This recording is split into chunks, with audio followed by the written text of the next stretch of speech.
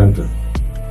Padahal sering swab sudah berkali-kali dan selalu negatif. Beberapa hari yang lalu, awal langkah mulai panas, kemudian batuk. Saya rasa panas biasa-biasa. Saya minum obat untuk mengurangi panas, kemudian obat batuk. Saya juga minum madu dan lain sebagainya.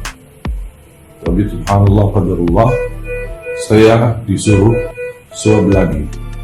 Saya tidak merasa sama sekali bukan positif. Karena saya diswab aja, datang ke rumah, kemudian ternyata hasilnya positif. Dan semenjak itu mulai demam lagi, panas naik turun, kemudian batuk, sambil sesak nafas.